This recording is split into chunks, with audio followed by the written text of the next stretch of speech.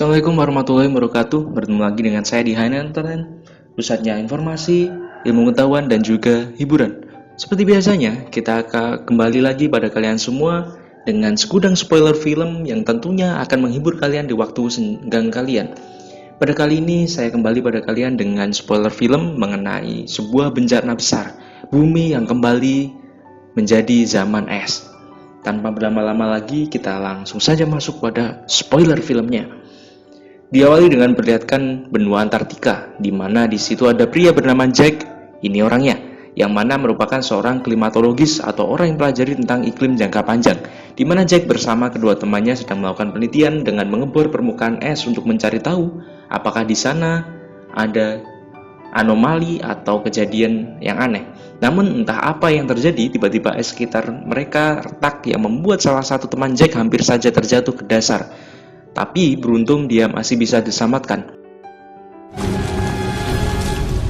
Jack yang tidak ingin kehilangan sampel penelitiannya kemudian nekat meloncati jurang tersebut dan berhasil melewatinya. Tapi saat akan kembali, beruntung Jack berhasil diselamatkan. Namun yang mengejutkan adalah retakan tersebut membuat Antartika seolah menjadi terbelah.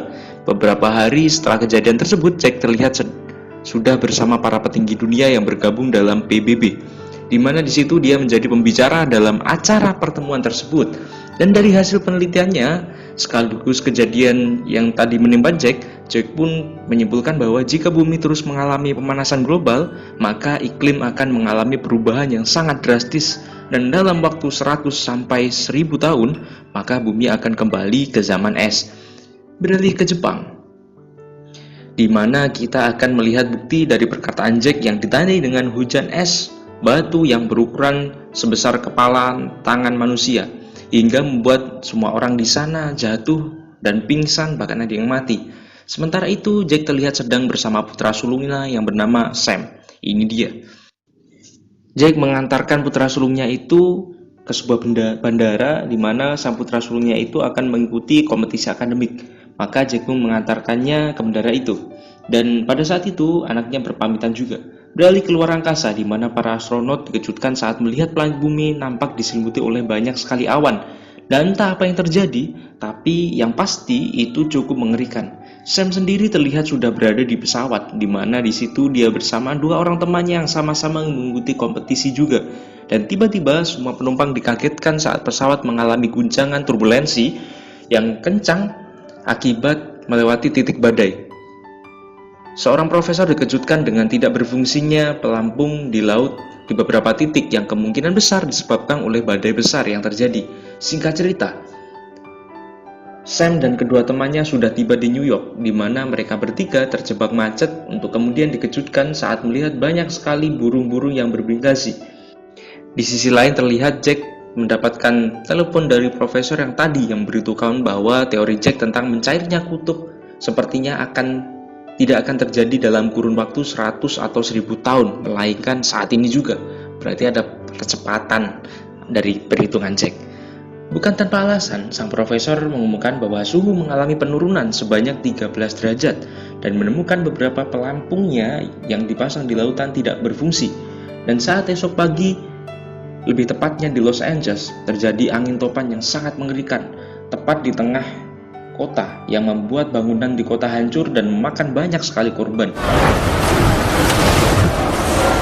Jack sendiri menghubungi Sam untuk menyuruhnya pulang dan segera meninggalkan Los Angeles. Namun Sam malah tercengenges-cengengesan saja, membuat Jack membentaknya dan mengatakan bahwa ini adalah serius Jack.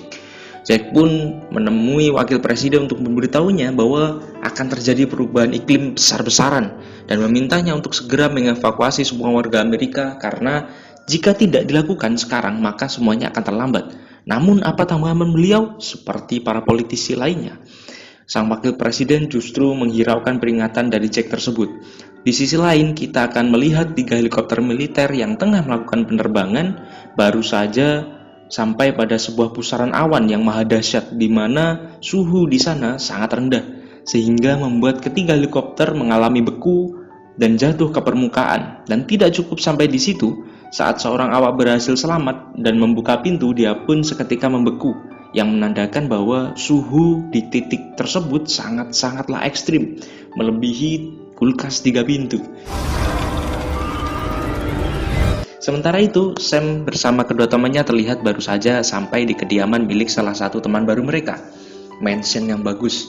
Lalu terlihat di berita bahwa akan ada bencana besar yang akan datang. Untuk kemudian mereka memutuskan pergi keluar kota, dan saat keluar mereka melihat bahwa sepertinya mereka sudah terlambat untuk itu.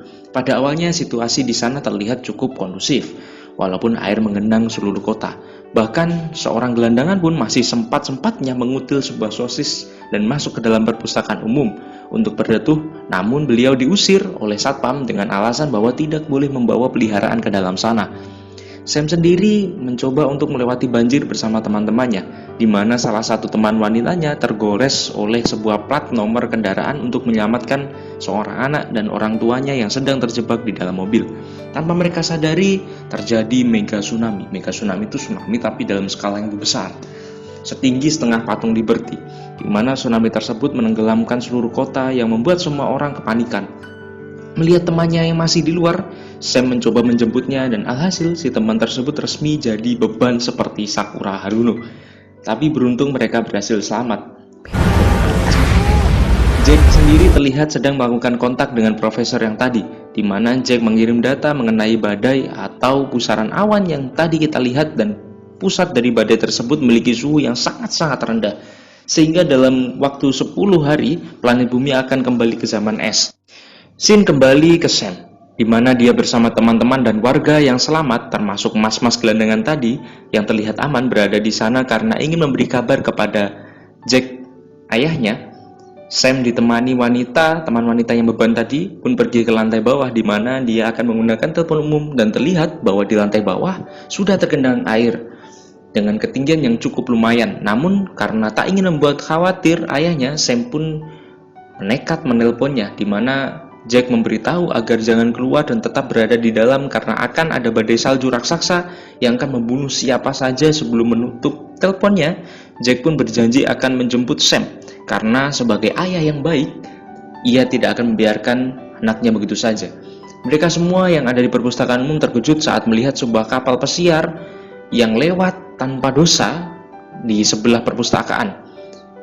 Dan sepertinya semua awak kapal sudah tewas karena tidak ada tanda-tanda kehidupan di sana. Jack sendiri didatangi oleh sahabatnya yang merupakan orang pemerintahan, di mana Jack diminta untuk menemui presiden secara langsung. Singkat cerita, Jack pun menjadi pembicara tepat di hadapan Pak Presiden, di mana Jack meminta sang presiden untuk mengevakuasi seluruh warga bagian Amerika Selatan, karena jika tidak mereka akan bernasib sama seperti yang di utara, alias Los Angeles. Tapi perkataan Jack itu kembali mendapatkan pertentangan dari wakil presiden Imang bangsat. Di mana akhirnya dia dengan cadas, karena gara-gara dirinya yang tidak menghiraukan perkataan Jack tadi, seluruh warga bagian utara terpaksa harus terlambat untuk diselamatkan dan modar semua. Alhasil presiden pun memotong dana pensiun dan menarik kartu BPJS-nya karena dianggap lalai dalam menanggapi suatu masalah. Mampus.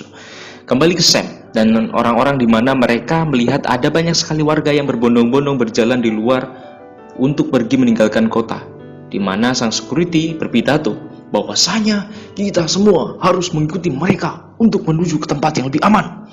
Mendengar hal tersebut, tentu Sam sempat mencoba untuk mencegahnya karena seperti yang dikatakan oleh ayahnya, yang jelas adalah ahli dalam hal ini, untuk jangan keluar dan tetap menghangatkan diri di dalam. Namun sama seperti wakil presiden, si kepala batu tadi, sebagian besar dari mereka tetap berjalan keluar dan menyongsong kepada kematian oleh badai ekstrim yang akan datang. Itu loh, makanya jangan keras kepala, kalau bodoh ya bodoh saja.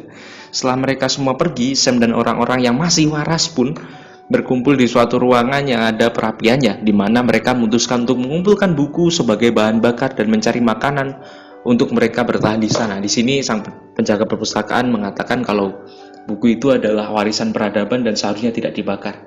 Tapi ya mau bagaimana lagi? Dan faktanya mas-mas gelandangan ini ternyata lebih waras ketimbang orang-orang kantoran yang memutuskan berjalan di tengah badai. Sementara itu kita akan melihat perjuangan sang ayah, yaitu Jack, untuk menjemput Sam sesuai janjinya.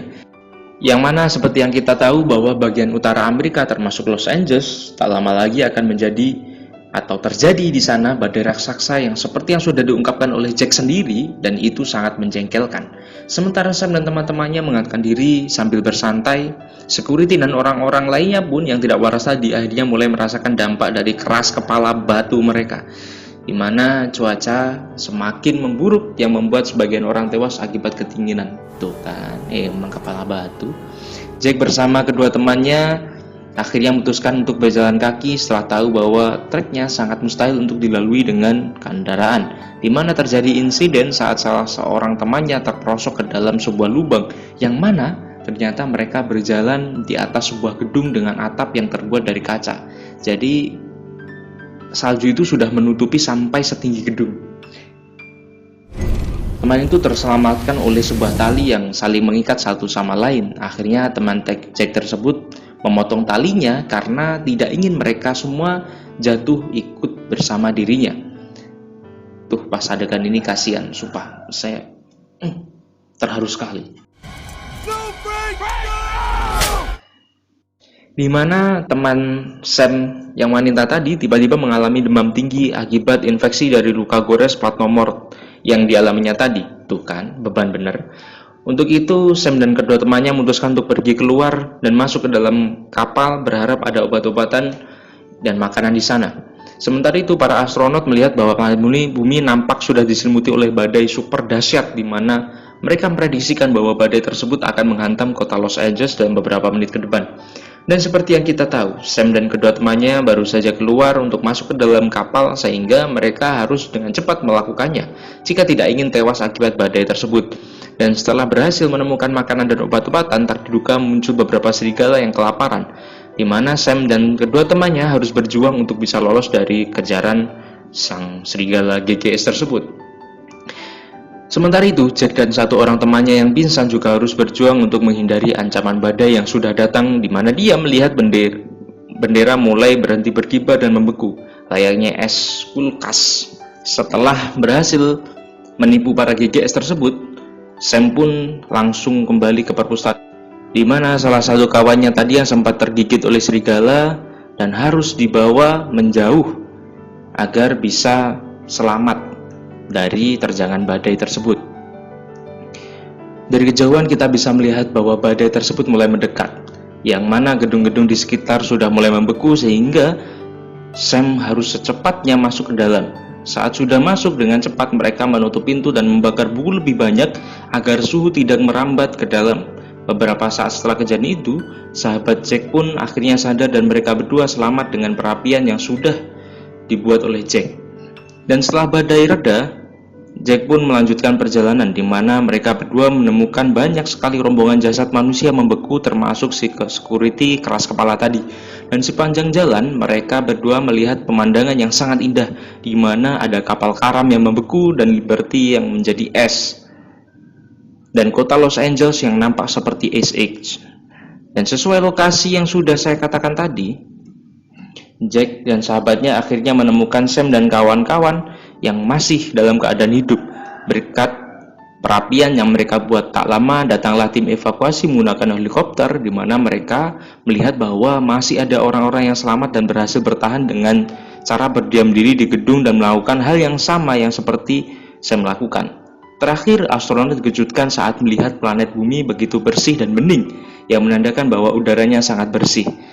Sehingga bisa disimpulkan bahwa kejadian tadi merupakan proses dari reinstall routing dari planet bumi untuk kembali ke setelan awal atau pabrikan, dengan tujuan untuk membersihkan polusi dan beberapa voltage dan sampah yang rusak, yakni adalah kita. Seperti kita ketahui bahwasanya sampah terbesar, toksik yang paling besar, itu adalah kita, di mana kita mengeruk sumber daya alam tanpa memperdulikan batas-batasan yang akan merusak bumi kita sendiri.